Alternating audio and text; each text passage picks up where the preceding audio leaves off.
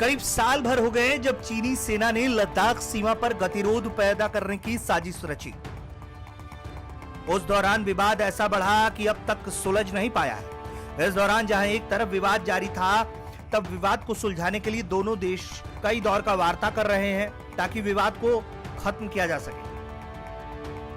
वहीं जहां एक तरफ बातचीत हो रही है तो दूसरी तरफ चीन अपनी हरकतों को और भी ज्यादा बढ़ा रहा है, जो भविष्य में बड़े विवाद को जन्म दे सकता है। चीन की इन्हीं हरकतों को देखते हुए वायुसेना प्रमुख air chief marshal RKS Bhadauria ने पश्चिमी वायु कमान के कमांडरों को निर्देश दिया है कि वो अभियानों के लिए सर्वोच्च स्तर पर तैयार रहें। भदौरिया ने कमांडरों को निर्देश दिया है कि सभी प्लेटफॉर्म, शस्त्र प्रणालियों और परिसंपत्तियों को अभियान के लिए तैयार रखा जाए। वायुसेना प्रमुख ने तुरंत सक्रियता दिखाने के लिए पश्चिमी वायु कमान की सराहना भी की है। ये कमान संवेदनशील लद्दाख क्षेत्र में और उत्तर भारत के अन्य अनेक हिस्सों में देश के वायु क्षेत्र की सुरक्षा संभालती है।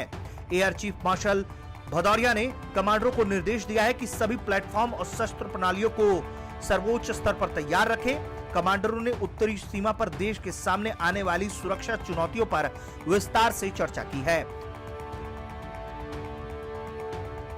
वायुसेना प्रमुख ने उभरते सुरक्षा परिदृश्य का व्यापक विश्लेषण करने और अभियान संबंधी तैयारियों को बढ़ाने के लिए मजबूत भौतिक और साइबर सुरक्षा ढांचा तैयार करने की जरूरत बताई है। वायुसेना प्रमुख ने पश्चिमी वायु कमान के फ्लाइंग सुरक्षा रिकॉर्ड की तारीफ की और कमांडरों से सुरक्षित वातावरण के लिए कोशिशें करते रहने को कहा है।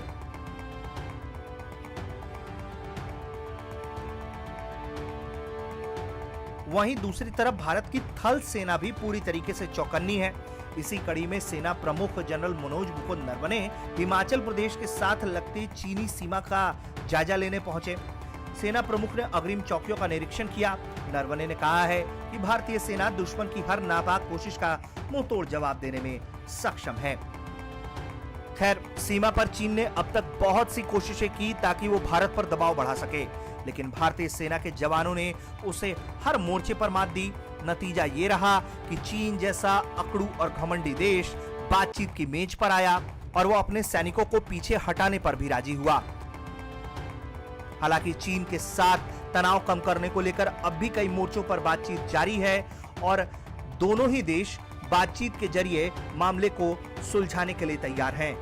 लेकिन इस दौरान चीनी साजिशों को देखते हुए भारतीय सेना हर तरीके से हर स्तर पर खुद को चौकन्ना रख रही है, खुद को हर परिस्थिति के लिए तैयार रख रही है। ब्यूरो रिपोर्ट, भारत तक।